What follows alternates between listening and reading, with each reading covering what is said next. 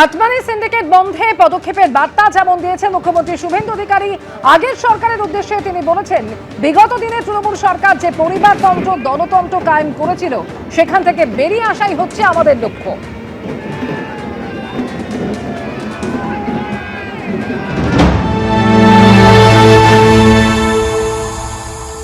সংবিধান বাবা সাহেব আম্বেদকর তৈরি করে গেছিলেন, সেখানে প্রথম লাইনে লেখা আছে for the people, by the people, of the people.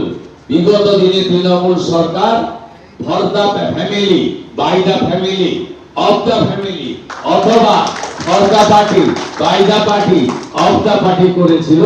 আমরা যাতে সেখান থেকে বেরিয়ে আসতে পারি, সেটাই হোক আমাদের সকলের লক্ষ্য। জনগণের পরামর্শ নিয়ে চলবে পশ্চিমবঙ্গের নবগঠিত এই সরকার। সাধারণ মানুষ নিজেদের পরামর্শ পাঠাতে পারবেন বিজেপি সভাপতিদের কাছে, তারা তাদের পরামর্শ পাঠাতে পারবেন হোয়াটসঅ্যাপের মাধ্যমে, যা মুখ্যমন্ত্রীর কাছে পৌঁছে যাবে এবং একেবারে সরাসরি জনগণের সঙ্গে এভাবেই আজ যোগাযোগ স্থাপন করলেন শুভেন্দু অধিকারী। সিএমও দপ্তর থেকে ফিডব্যাকও পাওয়া যাবে এমন আশ্বাসও দিয়েছেন তিনি।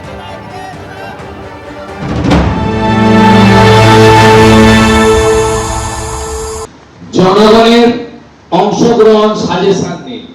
বিজেপির এবারে যে সংকল্পপত্র, তাতে একেবারে ব্যবসায়ী সমিতি থেকে, ক্লাব প্রতিষ্ঠান থেকে, ধর্মীয় সংগঠন থেকে, শিক্ষক অধ্যাপক বুদ্ধিজীবী থেকে, বেকার যুবক যুবতী থেকে, আমাদের বয়স্ক মা বোন মা দিদি থেকে সবার সাজেশন নিয়ে আমরা কিন্তু এবারে সংকল্পপত্র করেছি।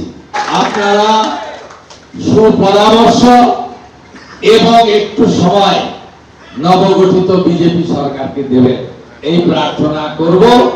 এবং আমাদের পার্টি যারা কার্যকর্তা আছেন, তারা মাননীয় জেলা সভাপতির দয়ে আছেন, হোয়াটসঅ্যাপে যে কোনো মুখ্যমন্ত্রীর উদ্দেশ্যে সাজেশন পরামর্শ আপনারা তাদেরকে ফরওয়ার্ড করবেন, নিচে নাম্বারটা লিখে দেবেন, তারা আমাকে পাঠিয়ে দেবেন।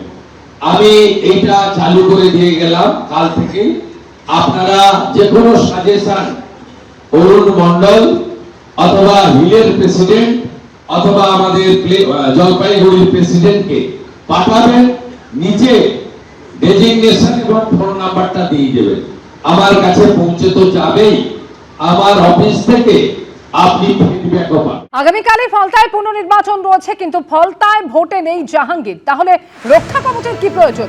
জাহাঙ্গীর খানের রক্ষা কবচ প্রত্যাহারের আবেদন রাজ্যের বিচারপতি সৌগত ভট্টাচার্যের বেঞ্চে দৃষ্টি আকর্ষণ করা হয়। কি জানালো এই বিষয়ে কলকাতা হাইকোর্ট, জানবো প্রতিনিধি সৌভিক মজুমদার এই মুহূর্তে টেলিফোনে রয়েছেন আমাদের সঙ্গে।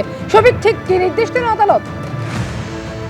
দেখো, কলকাতা হাইকোর্টের তরফ থেকে আপাততভাবে আজকে রাজ্য সরকারের তরফে যে আবেদন করা হয়েছিল সেখানে কোনো হস্তক্ষেপ করা হয়নি, কিন্তু রাজ্য সরকারের তরফ থেকে যে বক্তব্য রাখা হয়েছিল সেখানে তারা স্পষ্টত বলছেন যে এই গোটা ঘটনায় গতকালই ফলতার তৃণমূল কংগ্রেসের প্রার্থী জাহাঙ্গীর খান তিনি কিন্তু জানিয়েছেন যে তিনি এই নির্বাচন থেকে সরে দাঁড়াচ্ছেন।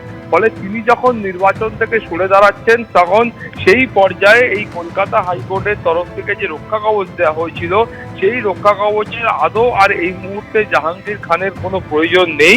সেই কারণে তার রক্ষা কবচ কলকাতা হাইকোর্ট প্রত্যাহার করুক, এই মর্মে তারা আবেদন জানিয়েছিলেন। কিন্তু কলকাতা হাইকোর্টের তরফ থেকে জানানো হয়েছে যে 26 তারিখ পর্যন্ত এই রক্ষা কবচের মেয়াদ রয়েছে এবং 26 তারিখ এই মামলার পরবর্তী শুনানি হবে। ফলে কলকাতা হাইকোর্ট এই মুহূর্তে তার গতকালের যে নির্দেশ ছিল সেই নির্দেশের ওপর কোনো রকম ভাবে তার মডিফিকেশন করছেন না। কিন্তু তার পাশাপাশি তোমার মনে থাকবে যে গতকালই জাহাঙ্গীর খানকে কিন্তু এই রক্ষা কবচ দেওয়া হয়েছিল, ফলে যার ভিত্তিতে সরকারের তরফ থেকে আজকে কলকাতা হাইকোর্টে এই আবেদন। অমৃতা, ধন্যবাদ সৌভিক। এবিপি আনন্দ, এগিয়ে থাকে, এগিয়ে রাখে।